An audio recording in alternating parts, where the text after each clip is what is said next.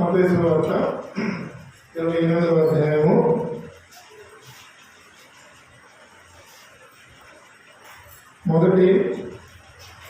7 వచనాలు. 1వ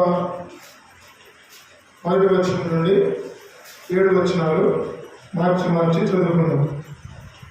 విశ్రాంతి దినం గడిచిపోయిన తర్వాత ఆదివారమున తెల్లవారుచుండగా మగ్దలేని మరియయు వేరొక మరియయు సమాధిని చూడవచ్చింది.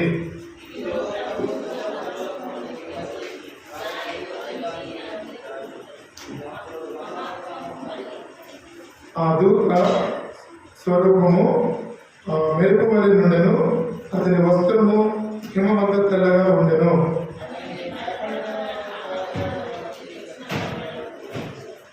దూత ఆ స్త్రీలను చూచి, మీరు భయపడకుడి, శిలువ వేయబడిన యేసును మీరు వెదుగుచున్నారని నాకు తెలియను.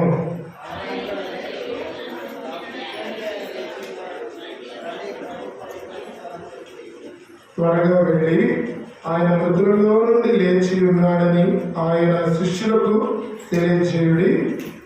ఇదిగో ఆయన గలిలయలోనికి మీకు ముందుగా వెళుచున్నాడు, అక్కడ మీరు ఆయనను చూదురు.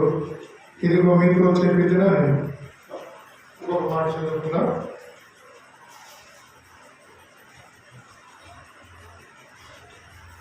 మొదటి కొరింథీయులకు రాసిన పత్రిక మొదటి పత్రిక 15వ అధ్యాయము.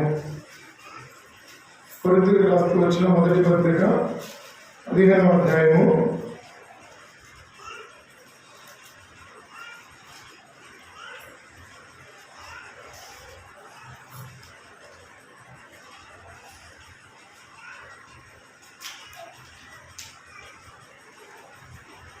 55వ వచనం. 55వ వచనం. మొదటి కొరింథీయులకు రాసిన పత్రిక 15వ అధ్యాయము 55వ వచనం. ఓ మరణమా నీ విజయం ఎక్కడా? ఓ మరణమా నీ ముళ్ళు ఎక్కడా? మరణపు ముళ్ళు అందరం కలిసి చదువుకున్నాం. మరణపు ముళ్ళు పాపము, పాపముకున్న బలము ధర్మశాస్త్రమే. చిన్న ప్రార్థన చేసుకుందాం. ప్రభు సహాయం కొరకు చిన్న ప్రార్థన చేసుకుందాం.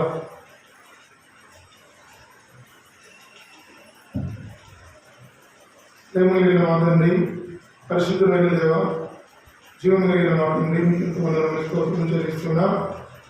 దేవ, ఈ యొక్క ఉదయకాలంలో పునరుద్ధారణైన యేసుక్రీస్తు ప్రభువారిని ఎరుగు నిమిత్తము దేవ మా జీవితంలోనికి మీరు ప్రవేశించి మా కనుక తీసుకువచ్చిన గొప్ప రక్షణను బట్టి వందనములు. అదే రక్షణను చేతబట్టుకొని మీ ఇంటిలోనికి వచ్చినాము. మేము ఆరాధించుటకు నీ పాదల దగ్గర మేము సాగిలపడి మొరక్కబడి చెల్లించుకుంటున్నాము. దేవా, మీరైతే లోకనియమ ప్రకారంగా లేఖనముల ప్రకారంగా ఆయన క్రీస్తు మృతుల్లో నుండి లేపబడినటువంటి సంగతిని లేఖనముల ప్రకారము ఆయన మృతుల్లో నుండి లేచి ఉన్నాడని ప్రభా మీరు రుజువుపరుచుకుంటూ వచ్చినారు. ఓ మరణమా నీ విజయం ఎక్కడ? ఓ మరణమా నీ ముళ్ళు ఎక్కడ? మరణపు ముళ్ళు పాపము, పాపములకున్న బలము ధర్మశాస్త్రమే. ప్రభా మరణమును మీరు మృంగి వేసిన కాబట్టి మా జీవితాల్లో ఆయన మేము పాప భయం చేత మరణ భయం చేత ఉన్నప్పుడు మా జీవితాల్లో ఉన్నటువంటి ఆ భయమును తొలగించి మా జీవితాల్లో గొప్ప వెలుగును రక్షణను మీరు అనుగ్రహిస్తూ వచ్చినందుకు వందనము. ఇంతవరకు పాటల ద్వారా మీ నామము మహిమపరచబడుతూ వచ్చిందని మేమెంతో కృతజ్ఞతాస్తుతులు చెల్లిస్తూ ఉంటున్నాం. ఈ యొక్క సమయంలో వాక్య భాగం ధ్యానించినప్పుడు ఆయన మేము ఆత్మతో సత్యంతో వాక్యము గుర్తుపెట్టుకుని ఆత్మతో సత్యంతో నేను ఆరాధించుటకు పునరుద్ధారుడైన యేసు ప్రభువారిని, జయశీలుడైనటువంటి యేసుక్రీస్తు ప్రభువారిని, మరణము జయించి తిరిగి లేచిన యేసుక్రీస్తు ప్రభువారిని, సమాధి గెలిచిన యేసుక్రీస్తు ప్రభువారిని మేము ఈరోజు ఆరాధించే దాని కొరకే ప్రభు మా నోరు తెరిచి మా హృదయమారా మా కృతజ్ఞతాస్తుతులు అర్పణలు మీకు అర్పించే దాని వరకు మమ్మల్ని వాక్యంతో పోషిస్తూ రమని, మమ్మల్ని వాక్యంతో బలపరుస్తూ రమని, మమ్మల్ని వాక్యంతో పురికొల్పుతూ రమని నీకే ప్రార్థన చేస్తుంటున్నా. సింహాసుని మాటలను ప్రేమ చేయండి. నేను నిలబడిన నేను కూడా ఆయన మెలైన స్వరం నాకు వినిపింప చేయండి. ఆయన మీ యొక్క మాటలు అందించండి. నా తండ్రి నా స్వరం ముందుకు రండి. ఇంకా ఆయన తండ్రి అభిషేకం కోరుకుంటున్నాను. బలహీనుని చేతకాని వాడిని ఎందుకు పనికిరాని వాడును మీ ఆత్మకు నింపుతూరాను వందనాలు చెల్లించుకుంటూ యేసు ప్రభు నామమున ప్రార్థించి వేడుకొంచున్నాను తండ్రి. ఆమేన్.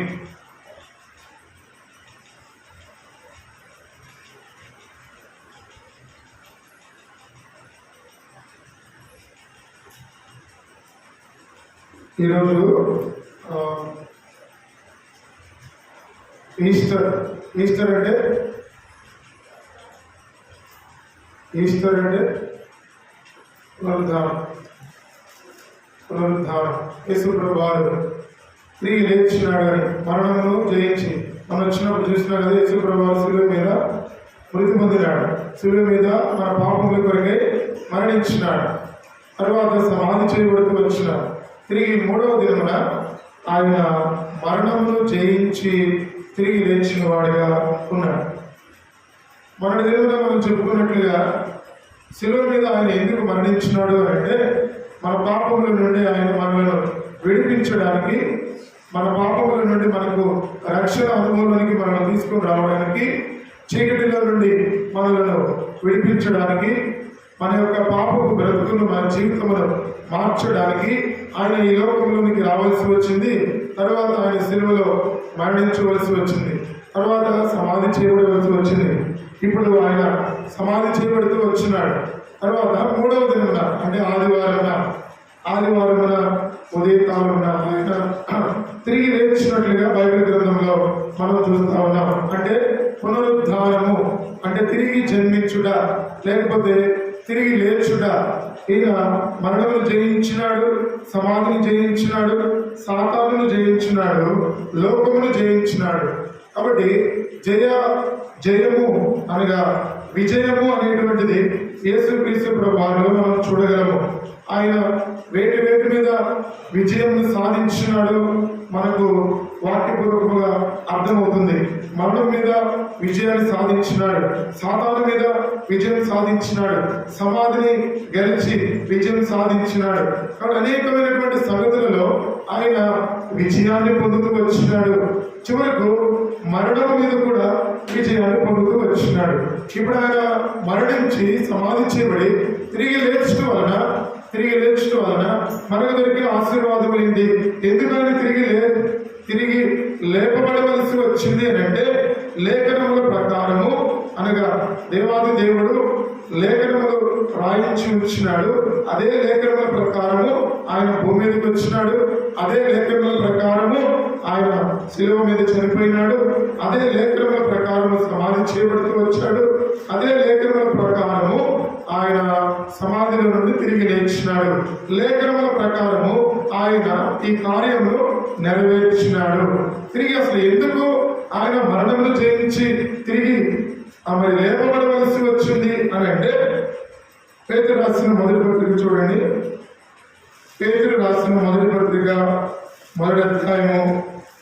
పేతురు రాసిన మొదటి పత్రిక 1వ అధ్యాయము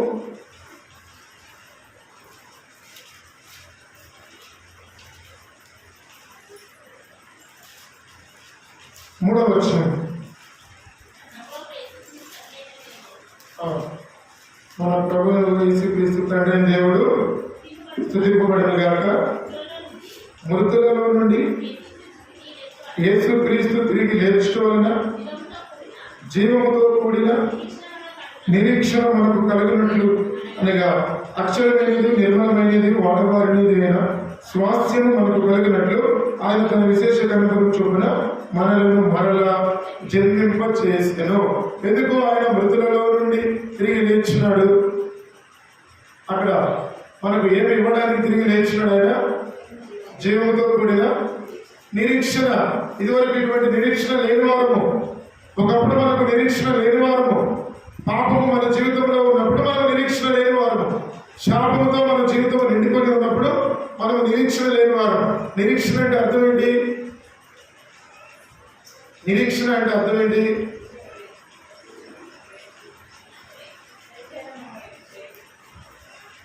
ఎదురు చూడటం, వెయిట్ చేయడం. సరే, ఎదురు చూడటం. ఎవరి కొరకు ఎదురు చూడటము? మనం ఎవరి కొరకైతే యేసుక్రీస్తు మనం ఎవరినైతే నమ్ముకుంటూ వచ్చినామో మనము ఎవరికైతే మన హృదయాన్ని ఇచ్చినామో, మనం ఎవరి దగ్గర అయితే మన పాపములు ఒప్పుకొని మన యొక్క పాపములకు క్షమాపణ పొందుకుంటూ వచ్చినామో, ఎవరి దగ్గర అయితే మన జీవితంలో బాగు చేసుకుంటూ వచ్చినామో, ఎవరి దగ్గర అయితే మన యొక్క మనస్సును మార్చుకుంటూ వచ్చినామో, ఎవరి దగ్గర అయితే మన యొక్క పాప జీవితంలో వదిలిపెడుతూ వచ్చినామో, అటువంటి జీవము కలిగిన యేసుక్రీస్తు ప్రభువారు తిరిగి మరలా రానయ్యున్నాడు. కాబట్టి ఆయన కొరకు ఎదురు చూడడానికి ఈ లోకంలో బ్రతుకుచూ ఉన్న మనకు ఆయన జీవముతో కూడిన నిరీక్షణ మనకు కలిగినట్లు ఆయన మృతులలో నుండి లేపబడుతూ వచ్చినాడు. కాబట్టి అటువంటి నిరీక్షణతో మనం ఈ లోకంలో బ్రతుకుతూ ఉన్నాము కదా. ఎవరి కోసం బ్రతుకుతూ ఉన్నామంటే సర్వసాధారణంగా ఏం చెప్తాం? నా బిడ్డల కోసం బ్రతుకుతున్నా కదా. ఎవరైనా ఇంటి పక్కన అడిగితే, మన ఇంట్లో ఎవరైనా అడిగితే, అమ్మా నీకు పిల్లలు లేరు కదా, సరే మరి నువ్వు ఎవరి కోసం బ్రతుకుతున్నావు అంటే, నా భర్త కోసం నేను బ్రతుకుతున్నా. అయ్యా నువ్వు ఎవరి కోసం బ్రతుకుతున్నావు? పిల్లలు లేరు కదా అంటే, నా భార్య కోసం బ్రతుకుతూ ఉన్నా.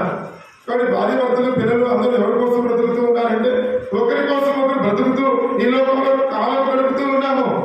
అయితే దేవుని వాక్యం చెప్తూ ఉంది ఏంటంటే, మనం యేసు ప్రభువు వారిని అంగీకరించిన తర్వాత, ఆయన నమ్ముకున్న తర్వాత, ఆయన అంగీకరించి మన పాపములు ఆయన దగ్గర ఒప్పుకొని ఆయన దగ్గర మన పాత జీవితం అంతా కూడా విడిచిపెట్టిన తర్వాత, మన జీవితం మార్చబడిన తర్వాత, ఇప్పుడు ఎవరి కొరకు ఎదురు చూస్తూ ఉన్నామంటే, మనలో దేవుడు కలుగజేసిన ఆ గొప్ప నిరీక్షను బట్టి ఆయన తిరిగి రానే ఉన్నాడు. కాబట్టి ఆయన ఇప్పుడు ఏం చేస్తున్నాడంటే, మృతులలో నుండి లేచిన ఆ దేవుడు మనకి ఏం కలుగు చేస్తున్నాడంటే, ఒక గొప్ప నిరీక్షణ కలుగు చేస్తున్నాడు. ఆ నిరీక్షణ అంటే ఎదురు చూడటము. దేవుని కొరకు మనం ఎదురు చూస్తూ ఉన్నాము. ఎవరి కోసం బ్రతుకుతూ ఉన్నాము అని అంటే, ఆ దేవత దేవుడు మళ్ళా భూమి మీదకి రానే ఉన్నాడు. కాబట్టి ఆయన కొరకు నేను ఎదురు చూస్తూ ఉన్నా. శుభప్రదమైన నిరీక్షణ నా జీవితంలో ఆయన నాకు ఉంచినాడు. ఆయన దినమున భూమి మీదకి రానే ఉన్నాడు, నన్ను తీసుకొని పోనే ఉన్నాడు. కాబట్టి ఆయన కొరకు నేను ఎదురు చూస్తూ ఉన్నాను. గొప్ప నిరీక్షణ దేవుడు నాకు అనుగ్రహించినాడు. ఇటువంటిది మనం చిన్న మాట ఆధారం చేసుకుని, ప్రభా నీవు నా జీవితంలో ఆ జీవంతో కూడిన నిరీక్షణ నాకు అనుగ్రహించినందుకు మీకు వందనాలు ప్రభా. ఆ నిరీక్షణ నాకు అనుగ్రహించడానికి మీరేం చేస్తున్నారంటే, చనిపోయి సమాధి చేయబడి 3వ దినమున మరణమును జయించి తిరిగి లేచినారు. మరణమును జయించి తిరిగి లేచినారు. అందువలన నాకు గొప్ప నిరీక్షణ కలుగుతూ వచ్చింది. అంతేకాకుండా క్రింది భాగంలో చదివితే, గొప్ప స్వాస్యము పరలోకము, అది మనకు స్వాస్యముగా దేవుడు మనకు అనుగ్రహించినాడు. అది మనకు స్వాస్యముగా అనుగ్రహించినాడు. చూడండి, తెస్సలోనికీయులకు రాసిన మొదటి పత్రిక,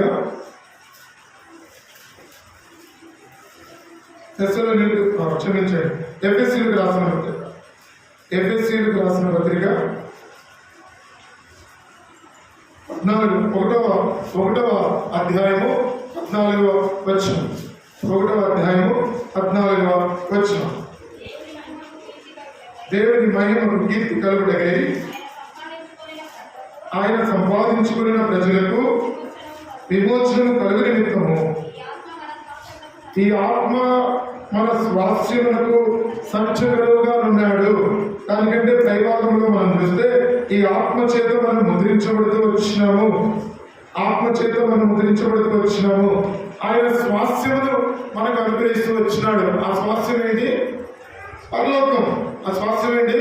పరలోకం. ఇప్పుడు ఆ పరలోకంలో ఉన్న ఆ స్వాస్యం కొరకై మనము ఈ భూమి మీద నిరీక్షణతో ఎదురు చూస్తూ ఉన్నాం. ఆ నిరీక్షణ కలిగి ఆ స్వాస్యమును ఒక దినములో స్వాధీనపరచుకోవడానికి ఈ లోకంలో మనం నిరీక్షిస్తూ ఉన్నాము. అందుకే ఆయన మృతులలో నుండి లేపబడుతూ వచ్చినాడు. ఆయన మృతులలో నుండి ఎందుకు లేపబడుతూ వచ్చినాడు అంటే, మన జీవితంలో మనకు నిరీక్షణ కలగడానికి, అంతేకాకుండా రెండవది మనకు స్వాస్యమును ఆయన అనుగ్రహిస్తూ వచ్చినాడు. ఇంకా మాట చెప్తాడు, పై భాగంలో చదవండి, 11-12 వచనాల్లో. 11-12 వచనాలు. మరియు క్రీస్తునందు ముందుగా నిరీక్షించిన మనము తన మహిమకు కీర్తి చేయవాలని దేవుడు తన చిత్త ప్రకారమైన సంకల్పమును వచ్చి మనల్ని ముందుగా నిర్ణయించి ఆయన యందు స్వాస్యముగా ఏర్పరచును.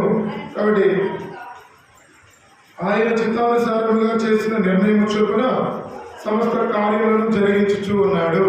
కాబట్టి ఇప్పుడు స్వాస్యముగా దేవుడు మనలను ఏర్పాటు చేసుకున్నాడు. పరలోకంలో స్వాస్థ్యం ఇచ్చినాడు. భూమి మీద మనలను స్వాస్థ్యంగా దేవుడు చేసుకుంటూ వచ్చినాడు. మనమందరం కూడా దేవుని స్వాస్థ్యం అవడానికి దేవుడు ఏం చేస్తున్నాడంటే తన చిత్త ప్రకారమైన సంకల్పమును బట్టి దేవుడి ముందుగానే తల్లి గర్భములో పిండముగా రూపింపబడక మునిపే, జగత్తు పునాది వేయబడక మునిపే, ప్రేమ చేత క్రీస్తులో దేవుని చిత్త ప్రకారమైన సంకల్పమును బట్టి ఆయన ముందుగానే మనలను నిర్ణయించినాడు. ముందుగానే మనలను నిర్ణయిస్తూ వచ్చినాడు. మనకి ఏం పేరు పెట్టాలో, మనం ఎలా బ్రతకాలో, మనం ఎవరి కట్టున పుట్టాలో, మనం ఏ ప్రాంతంలో పుట్టాలో, మనం ఏ ప్రాంతంలో నివసించాలో అన్ని కూడా దేవునికి తెలిసే జరుగుతూ వచ్చినాయి. ఆయనే తన చిత్త ప్రకారమైన దయా సంకల్పమును బట్టి ముందుగానే మనలను నిర్ణయించినాడు. తల్లి గర్భంలో పిండముగా రూపింపబడక మునిపే, జగత్తుకు పునాది వేయబడక మునిపే, ప్రేమ చేత క్రీస్తులో మనలను ఏర్పరచుకుంటూ వచ్చినాడు. మనలను ఏర్పరచుకొని ఒక స్వాస్థ్యముగా ఆయన కోసం చేసుకున్నాడు. స్వాస్థ్యం అంటే ఏంటి?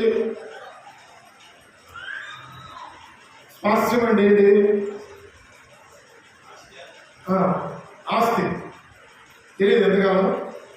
ఆస్తి అంటే తెలుసా? స్వాస్థ్యం అంటే మన సంపద, లేకపోతే మనకు పితరులు ఇచ్చినటువంటి ఆస్తులు, లేకపోతే మనము ఇక మన స్వాస్థ్యం అని అంటే అది మనది. ఇప్పుడు దేవుడు అంటా ఉన్నాడు మనం ఎవరి వారు అంటే ఇప్పుడు దేవుడు విడలేము. ఇప్పుడు మనల్ని నీవు నా కుమారుడు, నీవు నా కుమార్తెవు అని, మీరు నా స్వాస్థ్యము అని ఆయన చెప్తా ఉన్నాడు. పరలోకంలో స్వాస్థ్యం ఇచ్చినాడు. భూమి మీద మనల్ని స్వాస్థ్యంగా ఏర్పాటు చేసుకున్నాడు. ఆయన సొత్తుగా చేసుకుంటూ వచ్చినాడు. చూడండి, తీతుకు రాసిన పత్రిక 2వ అధ్యాయం 14వ వచనం. తీతుకు రాసిన పత్రిక 2వ అధ్యాయం 14వ వచనం.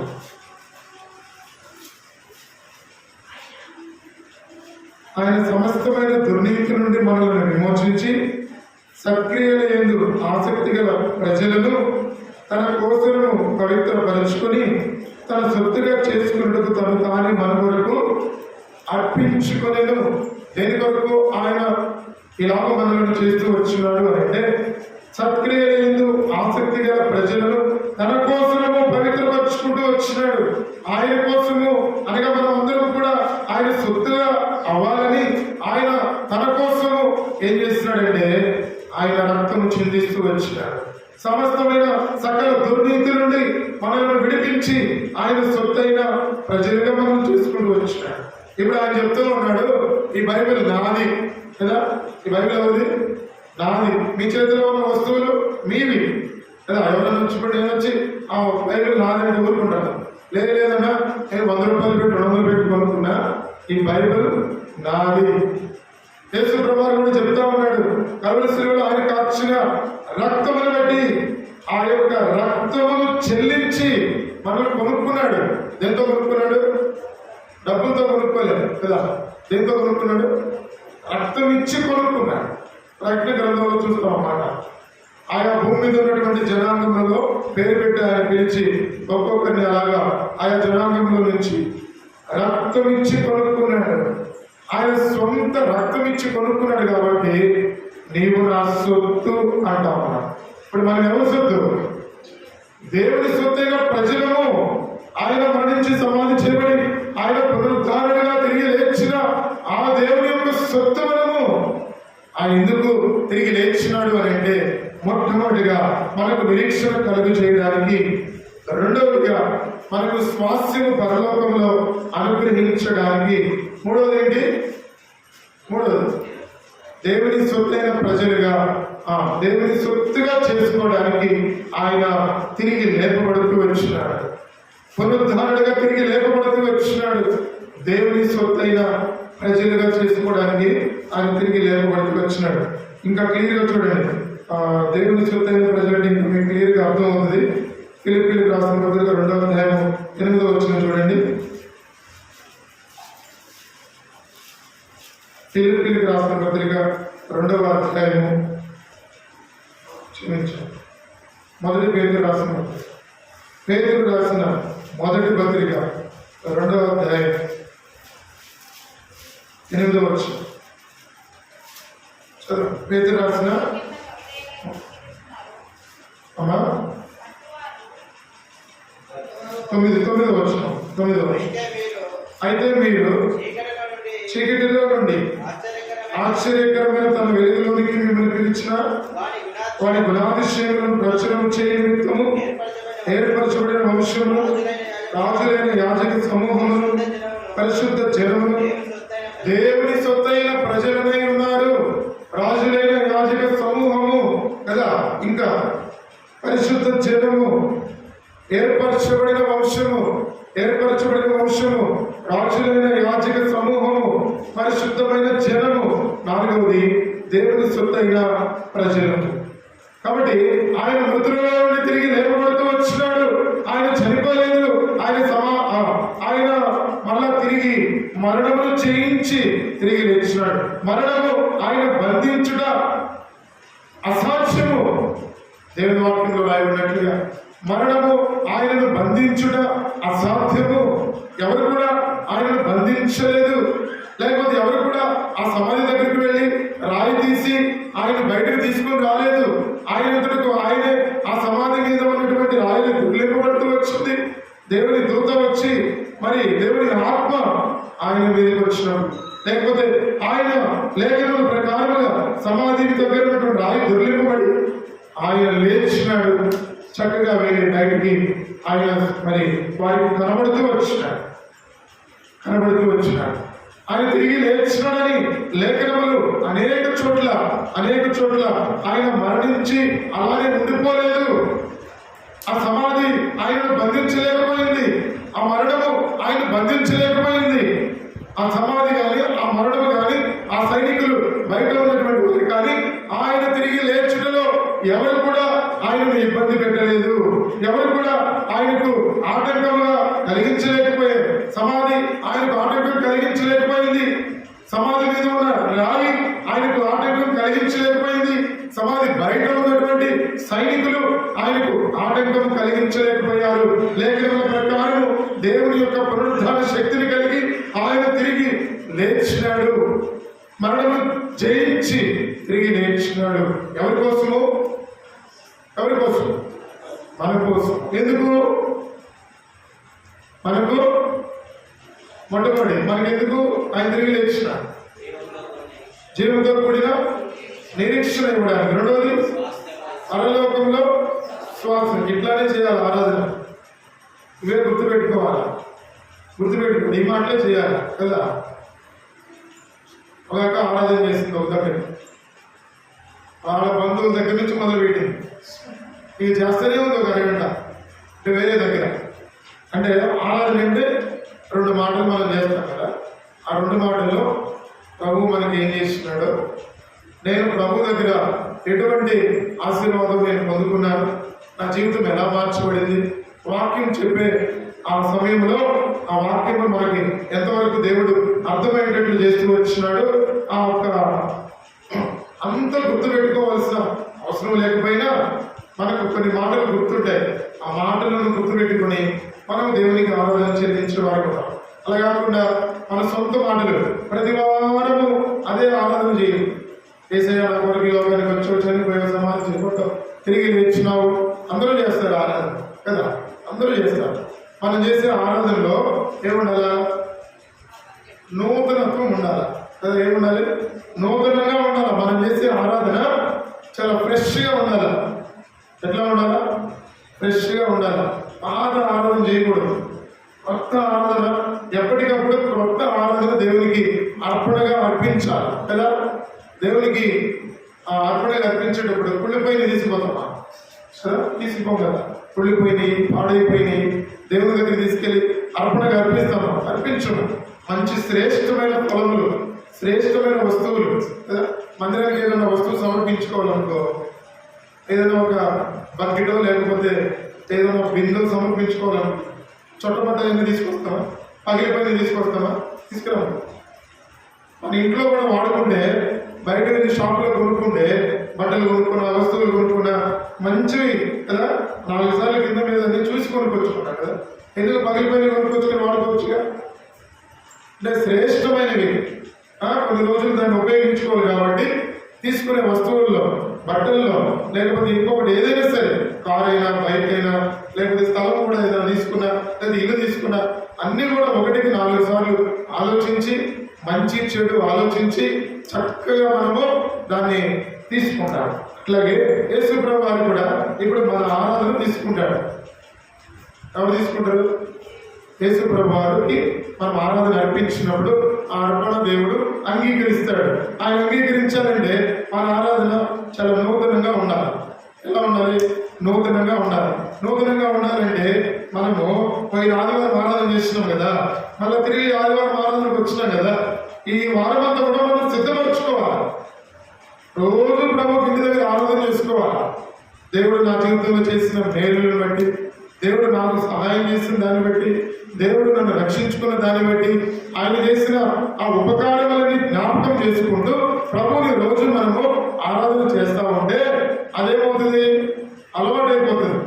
ఎలా ఆరాధన చేయాలో అది మనం నేర్చుకున్నట్లు అవుతుంది. రోజు ఆరాధన చేయకుండా ఒకసారి ఆదివారం వచ్చేసి ఏదో మనం చేసాము ఆమె అంటారు వెళ్ళిపోదాం, అలా కాకుండా అది దేవుడికి మరి అంగీకారంగా ఉందా లేదా కూడా చూసుకోవాలి. మనం నేను ఈరోజు ఆరాధన చేసినా కదా, దేవుడు నా ఆరాధన విన్నాడా లేదా, దేవుడు నా ఆరాధన అంగీకరించినాడా లేదా, అది కూడా ఆలోచన చేసుకోవాలి. అట్లాగే మన హృదయాన్ని సిద్ధపరచుకోవాలి. మన హృదయాన్ని సిద్ధపరచుకొని, మన హృదయంలో సిద్ధపరచుకొని కొంచెం ఆరాధన ఉంటుంది కదా, దానికి మనం ఈ వాక్యాన్ని కొంచెం జోడించి ఆ వాక్యపు వెలుగులో దేవుడు మనకిచ్చిన, మనతో మాట్లాడుతూ వచ్చిన ఆ భాగముల ద్వారా కొంచెం నూతనముగా దేవుని ఆరాధిస్తే దేవునికి ఎంతో సంతోషం, దేవునికి ఎంతో ఆనందం. దేవుని సంతోషపరచడానికి మన మందిరానికి వచ్చేది, దేవుని ఆనందపరచడానికి, దేవుని మహిమపరచడానికి మన మందిరానికి వచ్చేది. కాబట్టి అట్లా మనం ప్రయత్నం చేస్తూ పోతా ఉండాలి.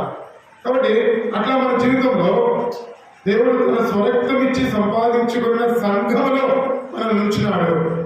ఏర్పరచబడిన వంశము, రాజులైన యాజక సమూహము, పరిశుద్ధ జనము, దేవుని సొత్తైన ప్రజలుగా దేవుడు మనం చేసుకున్నాడు. తాను మృతులలో నుండి లేపబడిన తర్వాత జీవంతో కూడిన నిరీక్షణ, పరలోకంలో మనకు స్వాస్యము, తిరిగి దేవుని సొత్తైన ప్రజలుగా మనం చేసుకుంటూ వచ్చినాడు. కాబట్టి ఇంకో మాట తీసుకుని అలాగా మనం ఆరాధనకి వెళ్తాం.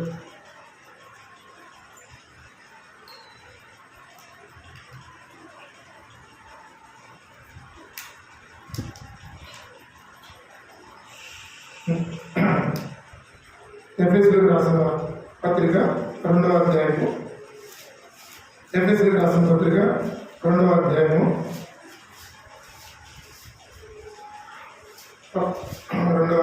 7వ వచనం.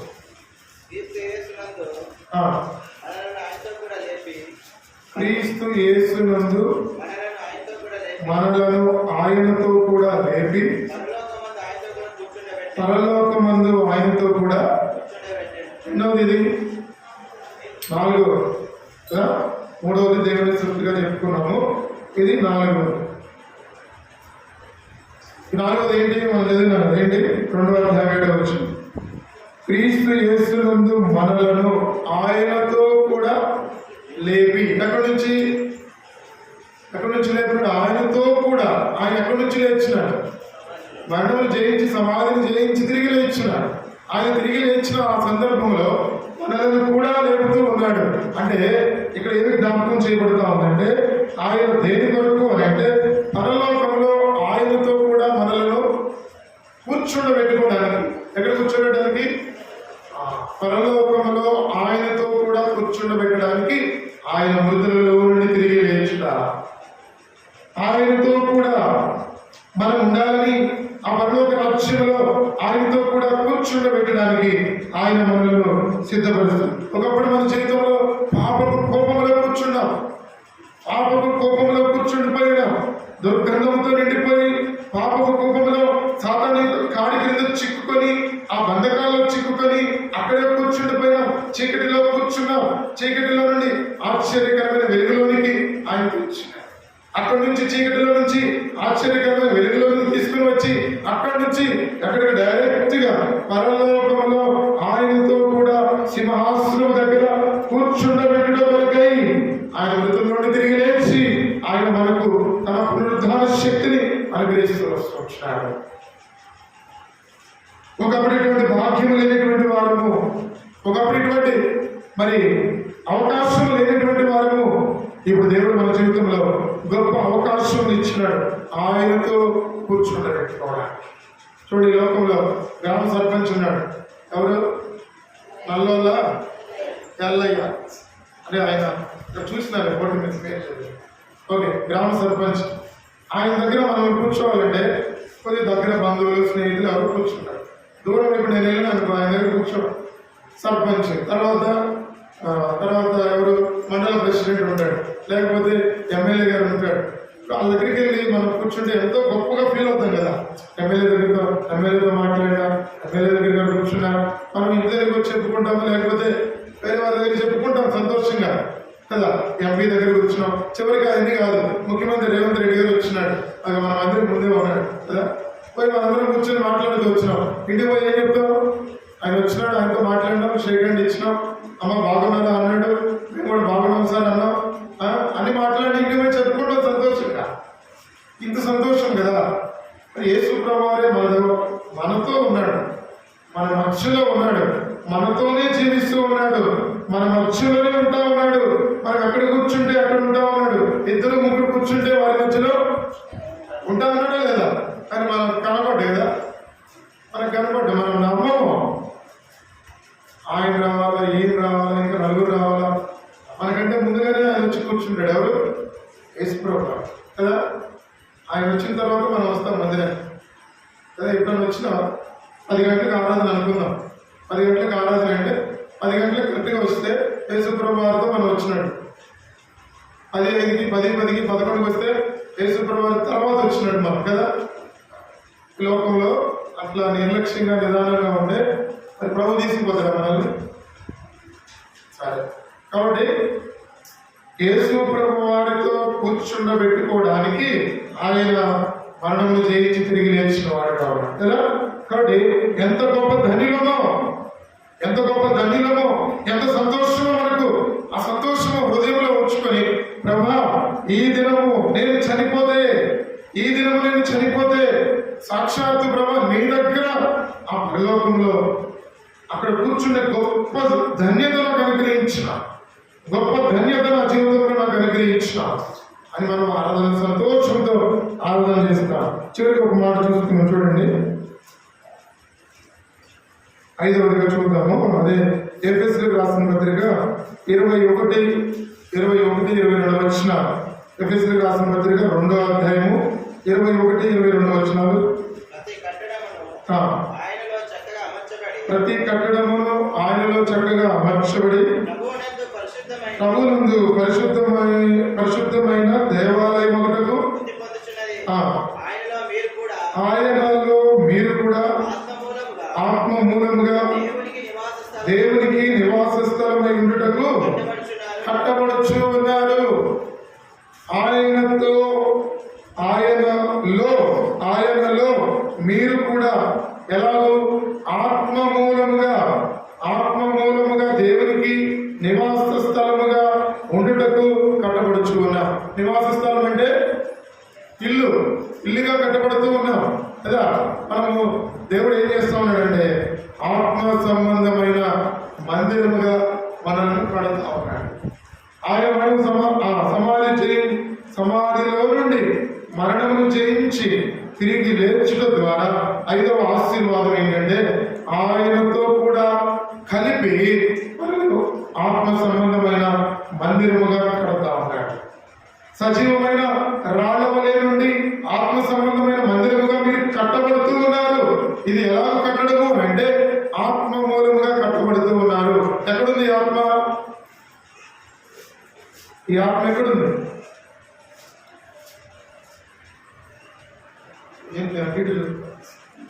ఎక్కడుంది? ఇంటి దగ్గర ఉందా? మనలో ఉందా?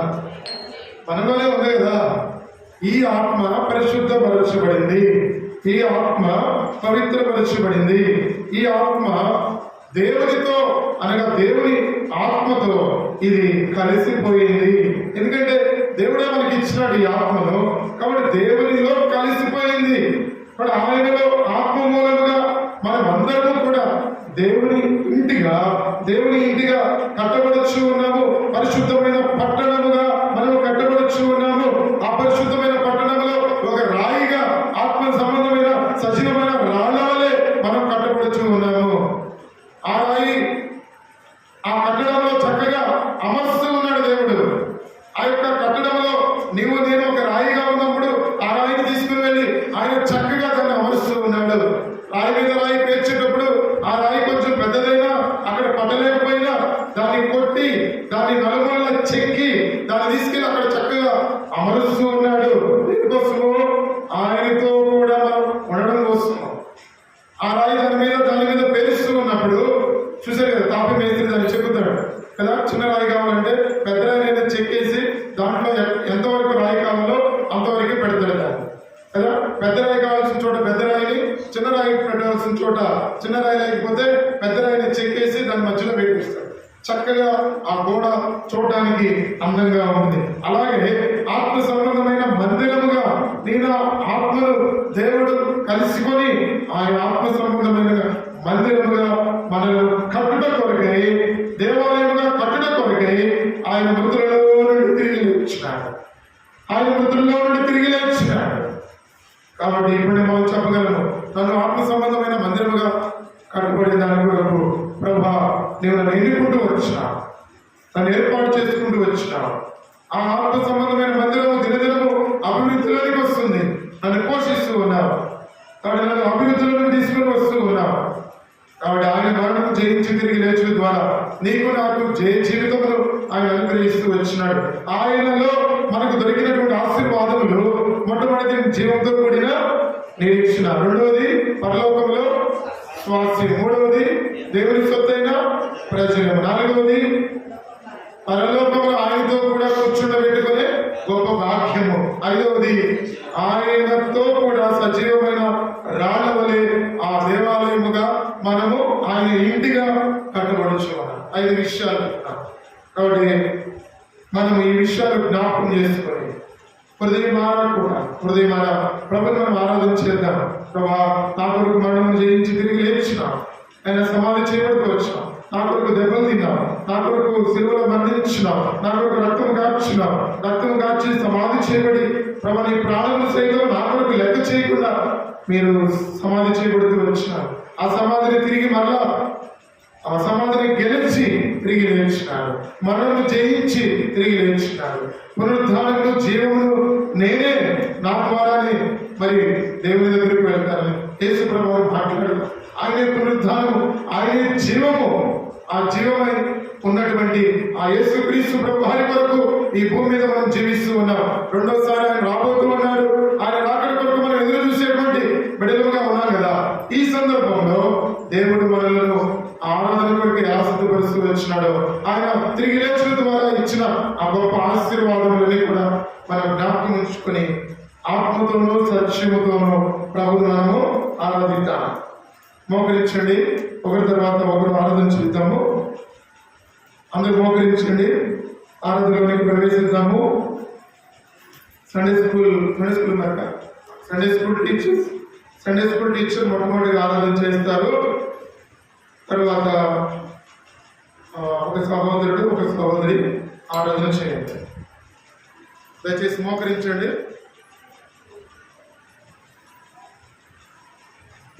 సండే స్కూల్ టీచర్ ఆరాధన చేయండి, తర్వాత పాడబడతా.